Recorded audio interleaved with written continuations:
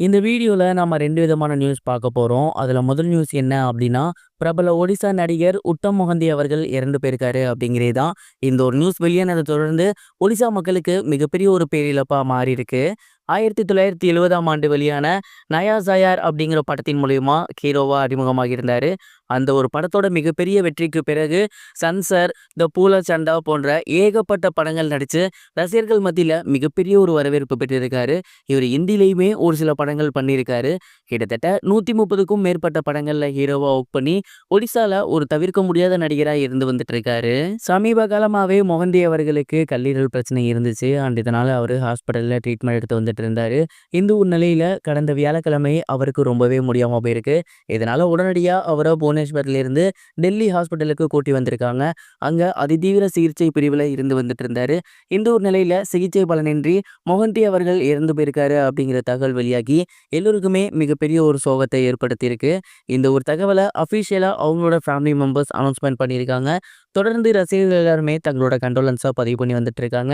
ஹிந்தி பிரபலங்களும் சரி, ஒடிசா பிரபலங்களும் சரி, தொடர்ந்து உத்தம் மொஹந்தி அவர்களுக்கு தங்களோட கண்டோலன்ஸை பதிவு பண்ணி வந்துட்டு இருக்காங்க. கிட்டத்தட்ட 130க்கும் மேற்பட்ட படங்கள் நடிச்சு ஒடிசா மக்களுக்கு மிகப்பெரிய ஒரு சூப்பர் ஸ்டாரா திகழ்ந்த உத்தம் மொஹந்தி அவர்களோட மறைவு அப்படிங்கிறது உண்மையிலேயே ஒடிசா மக்களுக்கு மிகப்பெரிய ஒரு பேரிழப்பு தான். இது ஒரு புறம் இருக்க, இந்த வீடியோல நம்ம இரண்டாவதா பார்க்க போற நியூஸ் என்ன அப்படின்னா, நடிகர் பெஞ்சமின் அவர்கள் சமீபத்தில் ஒரு இன்டர்வியூல ஆக்டர் வடிவேலு அவர்களை பத்தியும் அவர் லைஃப்ல நடந்த ஒரு சில ரொம்ப மோசமான நிகழ்வுகளை பத்தியும் ஷேர் பண்ணியிருந்தாரு. குறிப்பா அவர் என்ன சொல்லியிருந்தாரு அப்படின்னா, எனக்கு வெற்றி கொடிகட்டு படம் தான் என் லைஃப்ல நான் நடிச்ச முதல் படம். அந்த படத்துல வடிவேலு சார திட்டுற மாதிரி ஒரு போர்ஷன் இருந்துச்சு. அந்த ஒரு டைம் முதல் படம் அப்படிங்கிறதுனால வடிவேலு சார் என்கிட்ட வந்து நல்லா நடிப்பியா அப்படின்னு கேட்டாரு. நான் வந்துட்டு பாலு மகேந்திரா சார் பட்டறையிலேருந்து வந்திருக்கேன், நான் நல்லாவே நடிப்பேன் அப்படின்னு சொன்னேன். இந்த ஒரு வசனத்தை அவர் கேட்டதுக்கு அப்புறம் அவரு பயங்கரமா ஈகோ ஆகிட்டாரு. என்னை அந்த இடத்துக்கிட்டே பயங்கரமா திட்ட ஆரம்பிச்சிட்டாரு. என்ன அந்த திட்டுற சீன்ல நடிக்கவே விடல. ஒரு வழியா கஷ்டப்பட்டு நடிச்சாச்சு.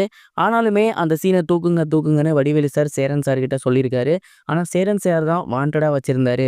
தொடர்ந்து அதுக்கப்புறம் வடிவேலு சார் இந்த மாதிரியான ஒரு சில விஷயங்கள் பண்ணி வந்துட்டு இருந்தாரு. இதை தொடர்ந்து இன்னொரு படப்பிடிப்புல பாத்தீங்கன்னா, நான் சாப்பிட போயிருந்தேன். சாப்பிட தட்டை எடுத்துக்கிட்டு சாப்பாடு பக்கத்துல போயிட்டேன். ஆனா திடீர்னு என்ன ஒருத்தர் தடுத்து நிறுத்தினாரு. நிறுத்திட்டு நீ யாரு, உனக்கு எதுக்கு சாப்பாடுன்னு கேட்டாரு. நானும் இந்த படத்துல தான் நடிக்கிறேன் அப்படின்னு சொன்னேன். இருந்தாலும் அவர் என்ன சாப்பிடவே விடல. அந்த ஒரு இன்சிடென்ட் என் லைஃப்ல நான் மறக்கவே மாட்டேன். நம்ம கஷ்டப்பட்டு ஓடி ஆடி உழைக்கிறது எதுக்கு? இந்த சாப்பாட்டுக்கு தான், இந்த வயித்துக்கு தான். ஆனா அன்னைக்கு சாப்பிடவே விடாம பண்ணது அப்படிங்கிறது எனக்கு ரொம்ப ஒரு மாரி ஆகிருச்சு. அதுக்கப்புறம் இந்த மாதிரியான விஷயங்கள் நிறைய நான் ஃபேஸ் பண்ணியிருக்கேன். ஒரு வழியா கடவுள் எனக்கு ஒரு நல்ல வழி காட்டினாரு. நிறைய படங்கள் பண்ணேன் அப்படிங்கிற மாரி பேசியிருந்தாரு. வடிவேலு அவர்கள பத்தியும் அவர் லைஃப்ல நடந்த ரொம்பவே மோசமான விஷயங்கள பத்தியும் பெஞ்சமின் அவர்கள் ஷேர் பண்ணியிருந்தது இப்போ சோசியல் மீடியால ரொம்பவே வைரலா போய்க்கிட்டு இருக்கு. இதுவரைக்கும் கனெக்டிங் டிவிக்கு சப்ஸ்கிரைப் பண்ணனா மறக்காம சப்ஸ்கிரைப் பண்ணிக்கங்க. உடனடி அப்டேட்ஸ் பெறுவதற்கு நோட்டிஃபிகேஷன் பெல்லையும் கிளிக் பண்ணிக்கங்க.